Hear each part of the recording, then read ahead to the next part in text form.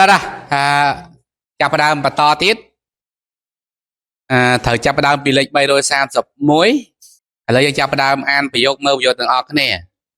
The thief was blank to 6 month imprisonment មើលមានពាក្យបែណា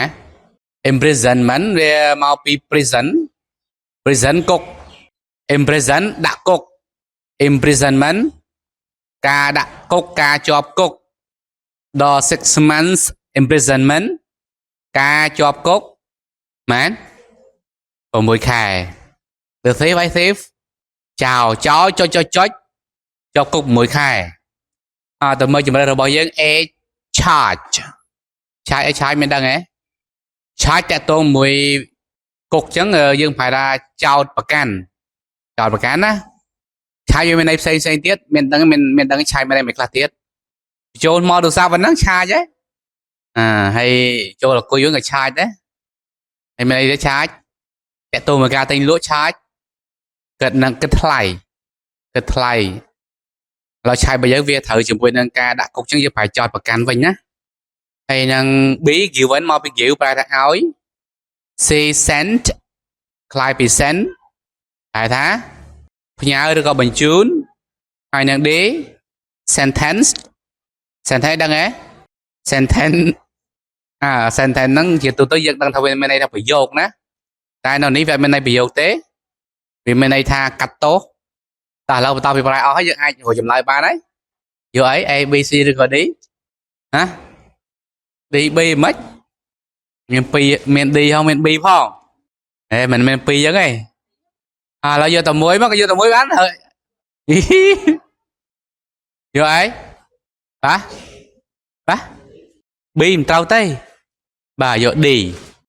យកចម្លើយ D ពាក្យ sentence បាទដែលបានថាកាត់ទោសណាកាត់ទោសគឺសម្រាប់ក្តីដោយតុលាការហ្នឹងណាសម្រាប់ក្តីដោយតុលាការគេកាត់ទោសស្រេចបាច់អស់ហើយគេចាប់ផ្ដើមកំណត់ទោសហើយអាហ្នឹងគឺប្រើពាក្យ sentence ហ្នឹងពាក្យ sentence វាអាចច្រឡំជាមួយនឹងពាក្យ charge ប្រែថាចោតប្រកាន់ការចោតប្រកាន់គឺអត់តន់សម្រេចក្តីហ្នឹងណាអាហ្នឹងថាក្នុងការជំនុំជម្រះទេខាងផ្នែកចៅក្រមហើយជាចៅក្រមជំនុំជម្រះខ្ញុំមិនច្បាស់ទេអាហ្នឹងផ្នែកតុលាការគេចោតយើងពីបទនេះបទនោះចឹងទៅប៉ុន្តែអត់តន់សម្រេចទោសអាហ្នឹងកាលណាសម្រេចទោសហើយ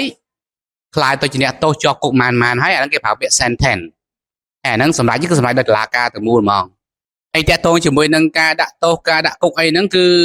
ពាក្យ given និងពាក្យ send វាអត់ត្រូវមួយពាក្យ imprisonment ហ្នឹងទេ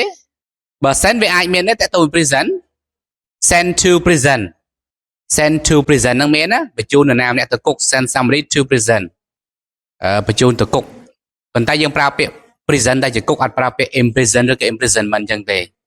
តោះចឹងចំណុចហ្នឹងប៉ុណ្ណឹងបានណាចឹងប្រយោជន៍ដែលបានគឺ the thief were sentenced to 6 months imprisonment ដែលបានថាចោលត្រូវបានកាត់ទោសឲ្យជាប់គុក6ខែ